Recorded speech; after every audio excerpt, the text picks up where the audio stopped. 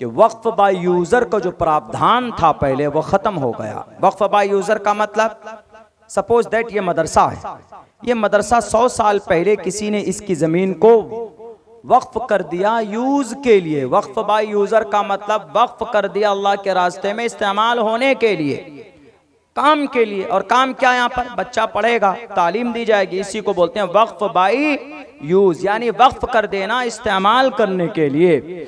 जमीन, मस्जिद की जमीन है, जमीन किसी ने वक्फ कर दी, ले जाओ भैया मस्जिद बनाओ, नमाज पढ़ो, तो वो मस्जिद हो गई वक्फ बाय यूज, यानी वक्फ कर दिया यूज होने के लिए, यूज हो रहा है, नमाज पढ़ी जा रही उसमें।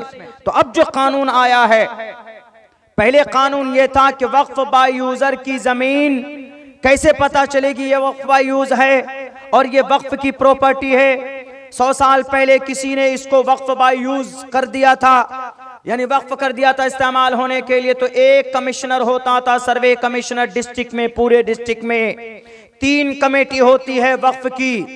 एक केंद्र में होती है जिसको वक्फ सेंट्रल वक्फ काउंसिल बोलते हैं, जो दिल्ली में होती है। उसके बाद एक रांची में होती है, आपका झारखंड है तो रांची में होगा, उसको वक्फ बोर्ड बोलेंगे जो रांची में है, स्टेट लेवल पर। और ये डिस्ट्रिक्ट लेवल पर होता है वक्फ कमेटी। तो डिस्ट्रिक्ट का एक ऑफिसर होता था पहले, जो सर्वे कमिश्नर होता था, डीएम से भी बड़ा पावर होता था। उसका काम ये था कि जैसे पता लगा उनको कि ये मदरसे की जमीन वक्फ बाय यूज है, तो आता था, छानबीन करता था किसने वक्फ किया, अब्दुल्ला सालिम ने वक्फ किया। तो पेपर चेक करता था कि सच में अब्दुल्ला सालिम की है कि नहीं है। हाँ भाई इसने वक्फ की प्रॉपर्टी, ये हाँ वक्फ की है, अब्दुल्ला सालिम की रियल जमीन है, इन्होंने वक्फ बाय यूज कर दिया, यानी वक्फ कर दिया इन्होंने यूज के लिए, वक्फ बाय यूज हो गया। तो ये लेटर भेज देता था ऊपर, वहां से इस जमीन की रजिस्टर्ड हो जाती थी वक्फ की प्रॉपर्टी में, यानी वक्फ बोर्ड में रजिस्टर्ड हो गया। ये था बस मामला। लेकिन अगर कोई आदमी ये कहेगा नहीं नहीं नहीं अब्दुल्ला साहब की नहीं मेरी है, तो 1 साल का मौका मिलता था ये ऑब्जेक्शन दाखिल करने के लिए। तो ये मामला उठकर चला जाता था ट्रिब्यूनल कोर्ट में। एक कोर्ट होती है, एक अदालत होती थी, वो अदालत 3 लोग उसमें बैठते थे, और वो तीनों लोग कोई मुस्लिम ही की तरफ से नहीं नॉमिनेट किए जाते थे, बल्कि उनमें एक जज भी होता था रिटायर, और उसमें एक कोई मुस्लिम पढ़ा लिखा विद्वान होता था, एक और मेंबर होते थे। और ये वक्फ बोर्ड हो, चाहे वक्फ काउंसिल हो, चाहे वक्फ कमेटी हो, सब में जो लोग आते थे ये कोई मुसलमान नॉमिनेट नहीं करते थे, बल्कि इलेक्टेड होके आते थे, पार्लियामेंट से आते हैं, राज्यसभा से आते हैं। बैरकर ये ट्रिब्यूनल अदालत में चला जाता, वहां पर फिर फैसला होता था।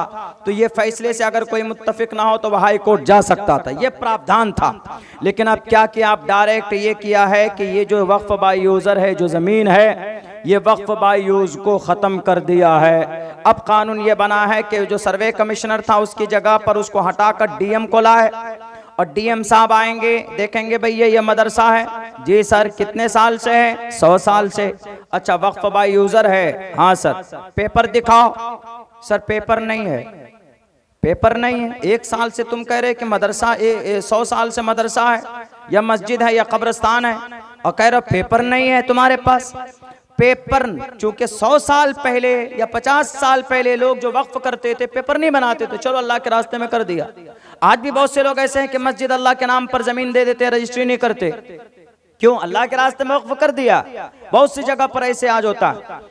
तो अब वो जो डीएम आएगा वो कहेगा कि अच्छा 100 साल से आप नमाज पढ़ते हैं या मदरसा बच्चे पढ़ते हैं, ठीक है, पेपर दिखाओ। सर पेपर नहीं है।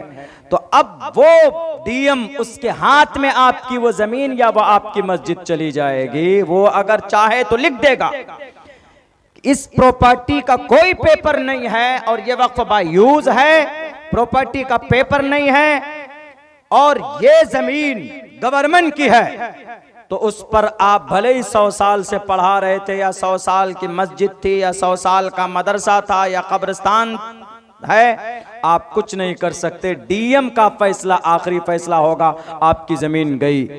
आप कहेंगे कि मौलाना ऐसे कैसे हो सकता, हम फौरन हाई कोर्ट चले जाएंगे, सुप्रीम कोर्ट जाएंगे। जाइए, हाई कोर्ट जा सकते हैं, लेकिन अगर 50 साल तक केस चला कोर्ट में तो भाई जल्दी नहीं होता मामला हल। अगर 50 साल तक केस चलेगा तो 50 साल तक वो मस्जिद और मदरसा बंद रहेगा। ये है मामला। हम कहते हैं कि कानून बनाओ लेकिन वक्फ बाय यूजर को रहने दो। कानून बनाइए, हिंदू मेंबर को क्यों ला रहे हैं आप? जब हिंदू वक्फ बोर्ड में मुस्लिम मेंबर नहीं जा सकता, सुप्रीम कोर्ट ने कहा है, सुप्रीम कोर्ट ने भी जो सुनवाई हुई थी टिप्पणी की कि इसके अंदर जब प्रावधान नहीं है तो हिंदू क्या वक्फ बोर्ड में मुस्लिम जा सकते नहीं, तो इसमें क्यों आ सकता? सुप्रीम कोर्ट ने टिप्पणी की इस पे।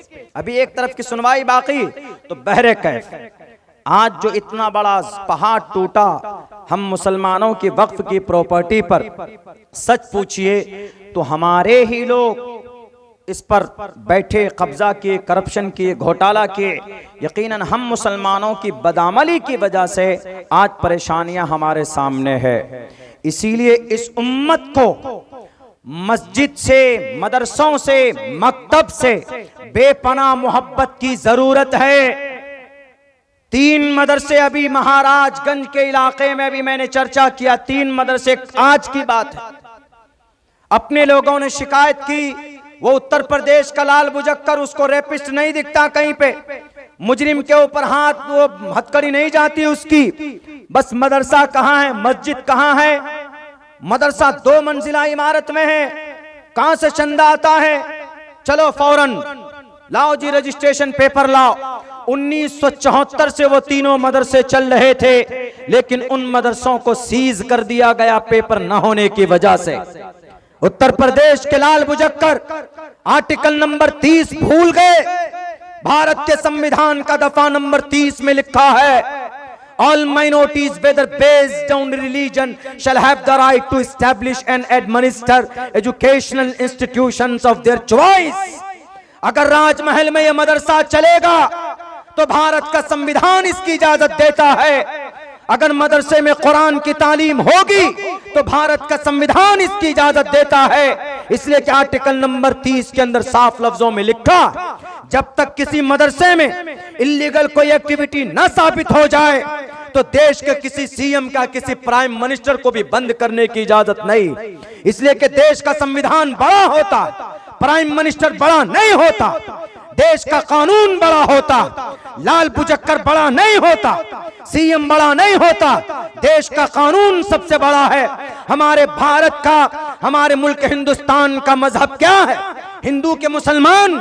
हमारे भारत का मजहब सिर्फ एक है, भारत का संविधान, जो आप प्रियम्बुल में लिखा हुआ है साफ खुले लफ्जों में, we the people of India, हम सब भारत के नागरिक हैं। ये भारत का कानून, ये भारत का मजहब है, ये हमारे हिंदुस्तान का मजहब है। आज मदरसों को टारगेट किया जाता है तो कहीं ना कहीं हमारे लोग पीछे पड़े हुए हैं। इसीलिए मुसलमानों, हम तो यही कहेंगे, हर जमाने में जालिम आया है, लेकिन उन जालिमों के खात्मे के लिए अल्लाह ने किसी न किसी मर्द मुजाहिद को खड़ा किया।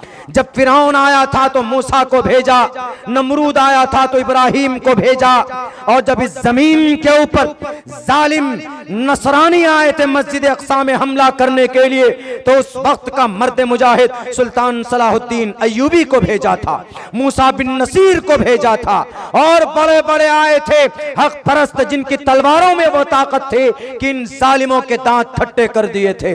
आज भी वही अल्लाह है, आज भी वही कुरान है, आज भी वही 5 वक्त की नमाज है। लेकिन अगर आज मुसलमान कमजोर है तो उसका सिर्फ एक ही मतलब है कि मुसलमानों का रिश्ता अल्लाह से टूट चुका। शराब मुसलमान पीता, जुआ मुसलमान नौजवान खेलता, और जनाब सूद मुसलमान खाता। हर घर के अंदर क्या बंधन लोन की का सिस्टम नहीं चलता? जरा बताइए कि बंधन लोन हर गांव के अंदर इसकी ग्रुप बंदी है कि नहीं?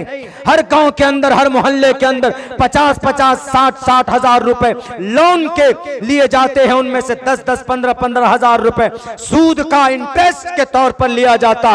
क्या यह शरीयत के खिलाफ वर्जी नहीं है? खुदा के कुरान के मुखालफत नहीं है? अल्लाह ने कुरान में कहा है, अहल्लल्लाहुल बैअ व हर्रमर रिबा, अल्लाह ने तिजारत को हलाल करार दिया है और सूद को हराम करार दिया।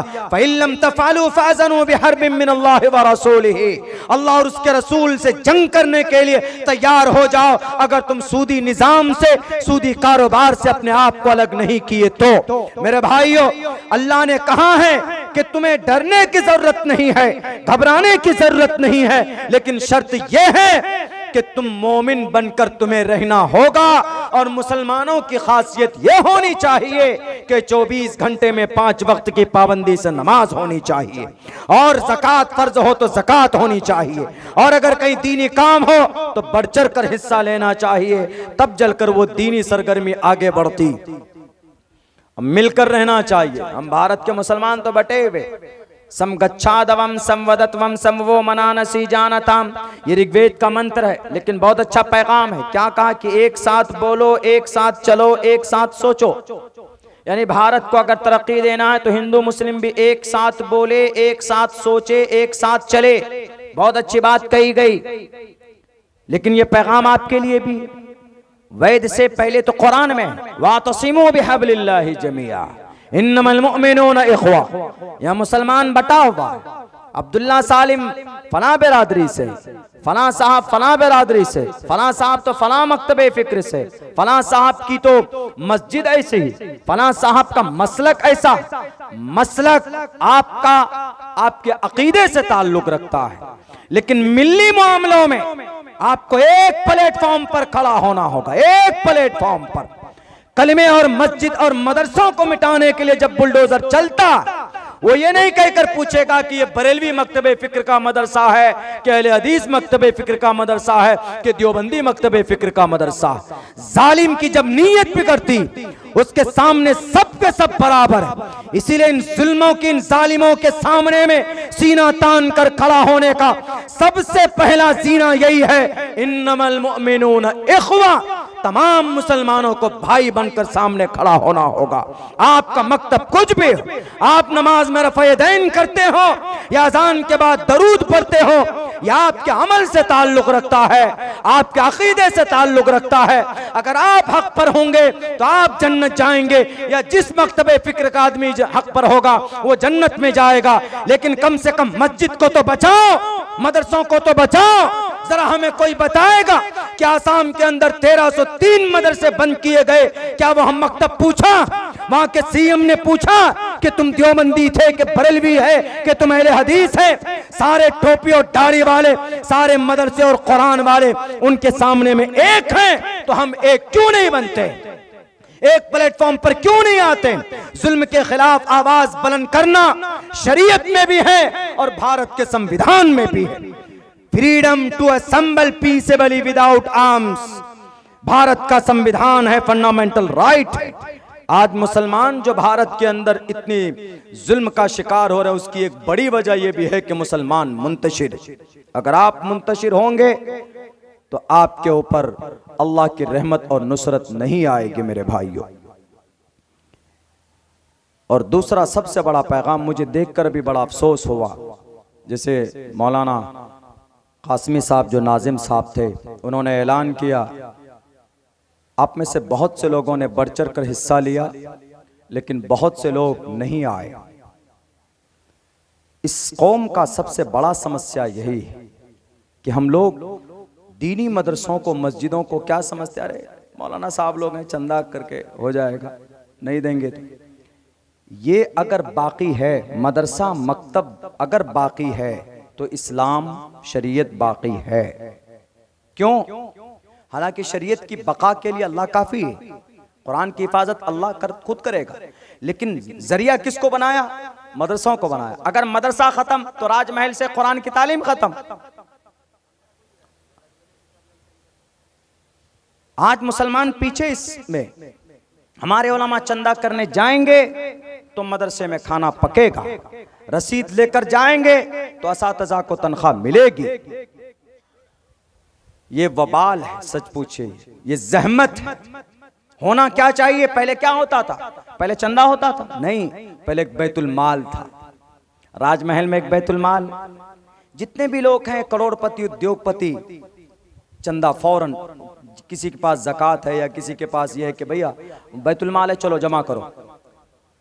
कम से कम सपोज दैट 50,000 आदमी आपके पूरे इसमें राजमहल, अगर महीने में 200 रुपये ज़कात के तौर पर निकालने या इमदाद के तौर पर निकालने, महीने में 200, निकाल दे भाई, एक बैतुल माल बनाइए। पहले होता था ऐसा, खत्म हो गया मामला। पहले ऐसा होता था, बैतुल माल में जमा किया। 50,000 मुसलमान हैं, अगर 200 रुपए महीने में, 200 रुपए क्या जाता?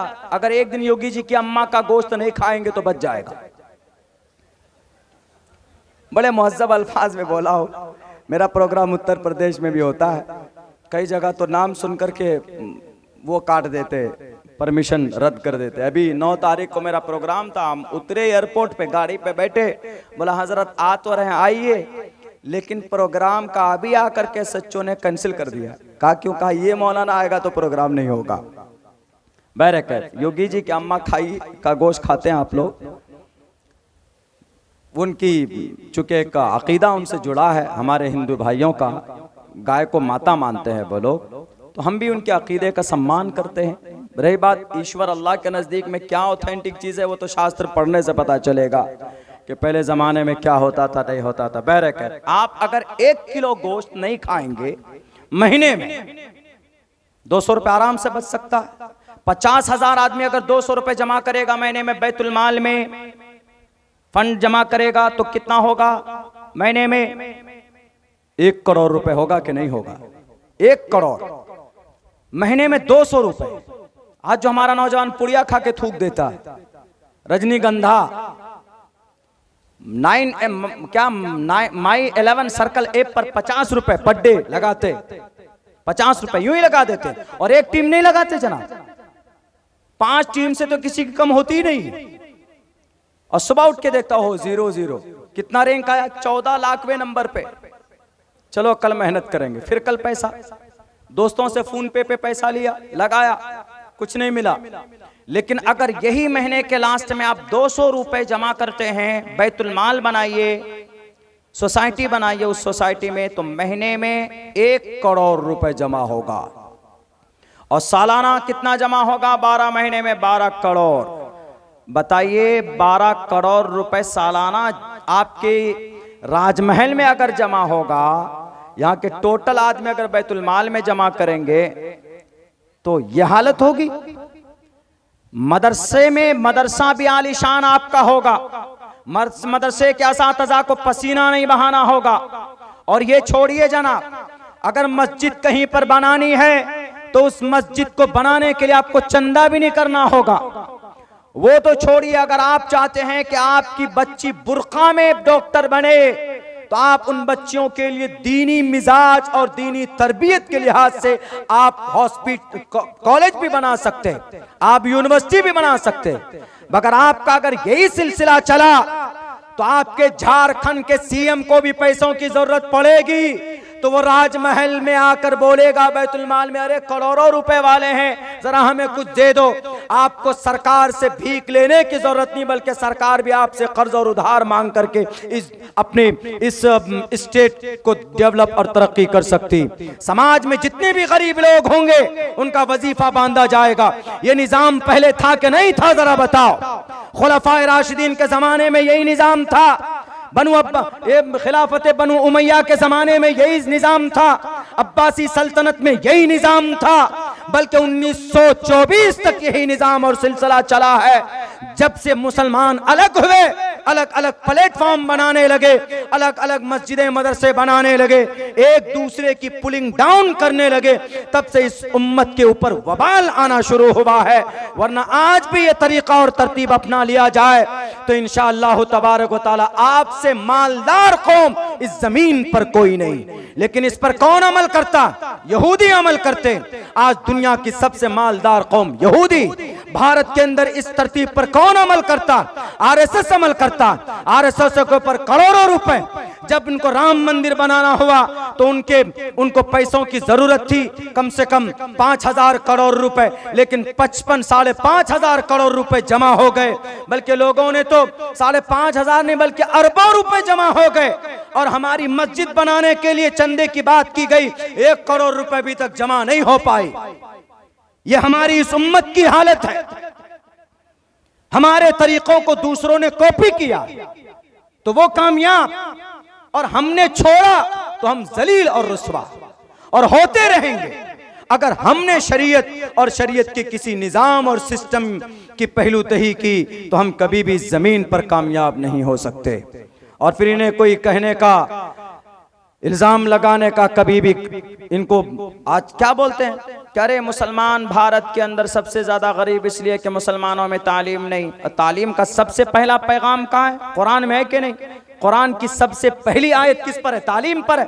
इक़रा, पढ़ो, इक़रा बिस्मि रब्बिकल्लज़ी खलक़, खलक़ल इंसान मिन अलक़, इक़रा व रब्बुकल अकरम अल्लज़ी अल्लम बिल क़लम, अल्लमल इंसान मा लम यअलम। मेरे भाइयों, बस मैं यही कहना चाहूँगा, बहुत नाजुक दौर से हम लोग गुजर रहे हैं। बस इस वक्त ज़रूरत इस बात की है, खुसूसन हमारा जो नौजवान तबका है, मेरे नौजवानों, पूरे देश के लिए, पूरे प्रदेश के लिए खड़े नहीं हो सकते तो अपनी सोसाइटी के लिए खड़े हो जाओ। और खड़ा होने का मतलब क्या है? जितने भी रिफाही काम हो सकते हैं, मदरसा हो, मस्जिद हो, गरीबों की मदद हो, बीमार, देखिए गरीब बच्ची शादी नहीं है तो फंड अरेंजमेंट कीजिए और उनकी मदद कीजिए।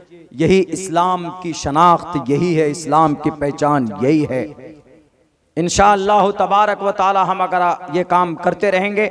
बाहर से चंदा आता है, बाहर के लोग चंदा भेजते हैं हमारे भारत में, चूँकि यहाँ पर पसमानदगी ज़्यादा है तो उसमें हमारे लोग फंस जाते हैं। क्यों? बाहर से क्यों पैसा आया?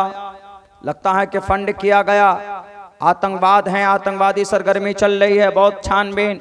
लेकिन जब हम खुद अगर महीने में 200 रुपए निकालेंगे तो हम पूरे भारत के अंदर एक से एक यूनिवर्सिटी, एक से एक कुरान करीम की तालीम के लिए मदरसा, एक से एक मकतब और एक से एक मस्जिद, एक से एक नीट क्वालिफाइड करने के लिए कोचिंग सेंटर, यूपीएससी में क्वालिफाइड करने के लिए उन बच्चों के लिए कोचिंग का नज़्म व नस्क हम कर सकते हैं, बना सकते हैं। ये निज़ाम, ये सिस्टम पहले था। मुसलमानों, दोबारा लौट कर आना होगा तो तभी कुछ होगा, वरना मेरे भाइयों ये ऐसे ही आपकी तारीख को मिटाते चले जाएंगे, एलिगेशन लगाते रह जाएंगे और हम कहेंगे सीएम साहब हमको भी कुछ फंड दीजिए, हमारे मदरसे में 2 रूम बना दीजिए। हम कभी इस सेठ के पास जाएंगे, कभी उस सेठ के पास जाएंगे और वो समझते हैं कि अरे इन मौलानाओं को कुछ नहीं मिलता है। चलो, मोहब्बत जरूरी है, मोहब्बत और एहतराम जरूरी है। इन उलमा को, इन मदरसों को खुदा की कसम इज्जत की निगाह से देखिए। अगर ये हट गए, सपोज दैट ये भी अपने कारोबार में लग गए, बिजनेस में चले गए, तो कुरान करीम की तालीम देने वाला अगर कोई नहीं होगा तो आपके इस पूरे शहर के अंदर में एक हाफिज कुरान नजर नहीं आएगा रमजान के महीने में तरावी सुनाने के लिए। इसीलिए ये काम सिर्फ उलमा का नहीं, ये काम सिर्फ टोपी और दाढ़ी वालों का नहीं। उनका काम है पढ़ाना अपने बच्चों को, आपका काम है फाइनेंशियली उनकी मदद करना। करते भी अल्हम्दुलिल्लाह आप में से बहुत से लोग, लेकिन 100% लोगों को आना चाहिए, शरीक होना चाहिए। आज जो चंदे के लिए ऐलान हुआ, बढ़ चढ़कर हिस्सा लेना चाहिए। आज भी अल्हम्दुलिल्लाह आप ही की झारखंड के अंदर ये बरहेट में जो मदरसा है वहां पर भी लोग बढ़ चढ़कर हिस्सा लेते हैं। अच्छी खासी तादाद में वहां पर कलेक्शन होता है। कुछ लोग आज भी देने वाले और देते भी हैं, जिनकी वजह से यह मदरसा बाकी। लेकिन अगर 100 के 100% लोग आ जाएं तो इंशाअल्लाह तरक्की से आपको, दीनी तरक्की से आपको कोई नहीं रोक सकता। पहले लोगों ने ऐसा किया। ईमानदार बनिए, खुददार बनिए और बच्चों को पढ़ाइए कि हम 2 रोटी नहीं खाएंगे, 1 ही रोटी खाएंगे, 1 रोटी बचा कर रखेंगे अपने बच्चों को तालीम देने के लिए। अगर आपका बच्चा तालीम याफ्ता होगा तो आपकी जो तारीख है, अगर कोई उसको बदलने की कोशिश करेगा तो वह बच्चा अपने नॉलेज की बुनियाद पर उसकी दिफा कर पाएगा। आज अगर कोई कहता है कि अकबरी मस्जिद है, यह अकबर बादशाह जो जुल्म की वजह से इस देश के ऊपर उन्होंने हुक्मरानी की, लेकिन तारीख क्या कहती कि पूरे भारत को अखंड बनाने वाला 2 महापुरुष थे। एक का नाम जलालुद्दीन अकबर था और दूसरे का नाम औरंगजेब आलमगीर रहमतुल्लाहि अलैह था। आप उनकी तारीख लोगों के सामने पेश करेंगे तो जब पढ़ा लिखा होगा तभी आप अपनी तारीख पेश कर पाएंगे, वरना आपको क्या कहा जाता, अरे ये टोपी और दाढ़ी वाले ये तो मुगल के मानने वाले हैं और मुगल बादशाहों ने तो देश को लूट करके लेकर देश को लूटा। आपको मालूम है कि देश को लूटने वाले मुगल साम्राज्य के लोग नहीं थे, बल्कि जब मुगल इस देश में थे, मुगल का सबसे कामयाब तरीन बादशाह अगर कोई है तो उसका नाम आलमगीर रहमतुल्लाहि अलैह। जिसकी खबर को उखाड़ कर फेंकने की बात की जाती।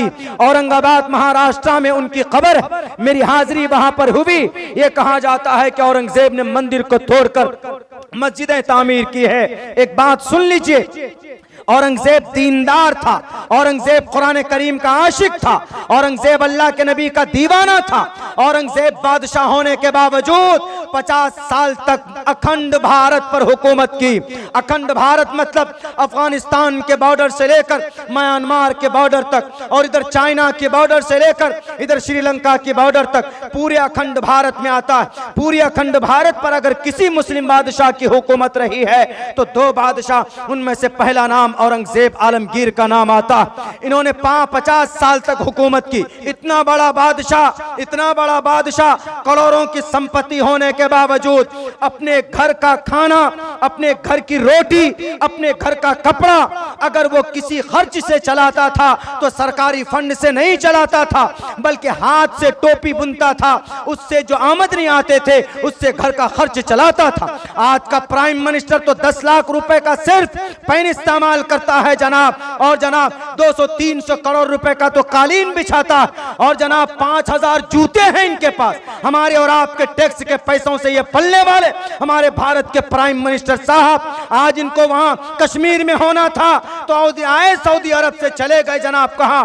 बिहार के अंदर मधुबनी में जाकर अपनी राजनीतिक रोटियां सेक रहे हैं। ये नहीं होता। अगर आपको सीखना है कि कौम के अवाम की मदद कैसे की जाती है तो औरंगजेब आलमगीर रहमतुल्लाहि अलैह से सीखिए, जिनकी खबर को उखाड़ कर फेंकने की बात करते हो। अरे औरंगजेब वो थे जिन्होंने कुरान करीम लिखकर, कुरान करीम नकल करके उसको फरोख्त करते बेचते थे, और उससे जो हदिया, जो पैसा आता था वो अपने गुल्लक में जमा रखते थे। तारीख गवाह है, पढ़ लिया जाए दुनिया की किसी भी तारीख की किताब में। जब औरंगजेब के मौत का वक्त आया तो अपनी बीवी को बुला करके कहा कि जब मेरे लिए कफन दफन की जरूरत पड़े तो एक गुल्लक में 4 आना रुपए हैं, इससे मेरे कफन दफन करना। रोटी टोपी बनाकर मैंने पैसे कमाए, और दूसरे में 300 आने रुपए हैं। 300 आना, ये 300 रुपए या उस वक्त जो भी करेंसी होती थी, ये पैसे तुम गरीबों में बांट देना। ये था औरंगजेब आलमगीर रहमतुल्लाहि अलैह। और औरंगजेब ने टैक्स को माफ किया। अगर कोई गंगा के किनारे में शमशान घाट बनाया जाता था, वहां पर हिंदू लाशें जलाई जाती थी। दुनिया को ना मालूम हो, लेकिन मालूम होना चाहिए, खुसूसन इन मीडिया के बेजमीर एंकरों को मालूम होना चाहिए। अगर लाश गंगा के किनारे जलाया जाए तो टैक्स लिया जाता था, लेकिन औरंगजेब ने आते ही कहा कि गंगा के ऊपर लाश जलाई जाएगी तो टैक्स नहीं होगा। गंगा में अगर कोई स्नान करे तो टैक्स लिया जाता था। औरंगजेब ने उस टैक्स को माफ किया, खत्म किया। और यह औरंगजेब था जिसने भारत की, जिसके जमाने में भारत की जीडीपी कितनी थी? जीडीपी का मतलब तरक्की की शरह, वैल्यू 24% थी। आज तक, आजादी के बाद से लेकर आज तक भारत की जीडीपी 24% तक नहीं पहुंची। अभी जीडीपी 6.5% है। 12% सिर्फ मनमोहन सिंह के जमाने में पहुंचा था, और जब औरंगजेब था तो उस वक्त भारत की जीडीपी कितनी थी? 24% थी जीडीपी, यानी तरक्की की वैल्यू। 39 लाख करोड़ रुपए अंग्रेज भारत से लेकर कहां गए थे? ब्रिटानिया गए। 39 लाख करोड़ रुपए। तो देश को लूटने वाला कौन? औरंगजेब या ये गोरे या अंग्रेज? अगर आपको जुल्म की वजह से खबर को उखाड़ कर फेंकने की बात करते हो तो अंग्रेज से बड़ा जालिम कोई हो सकता है? हमारे शेर को मारने वाला जनरल हॉर्स से बड़ा जालिम कोई हो सकता? टीपू सुल्तान को, और फिर जलियांवाला बाग में जनरल डायर ने जो गोलियां चलाई, उससे बड़ा कोई जालिम हो सकता? अगर खबर उखाड़ कर फेंकना है तो जनाब गाजीपुर, उत्तर प्रदेश गाजीपुर में जनरल लॉर्ड कर्नल कॉर्नवालिस का मकबरा उठाकर फेंकिए, और जनाब लेफ्टिनेंट क्रिसवेल का मकबरा यही ग्वालपारा आसाम में है, उसकी खबर कर उठाकर फेंकिए। ये तो अंग्रेज थे, जालिम थे।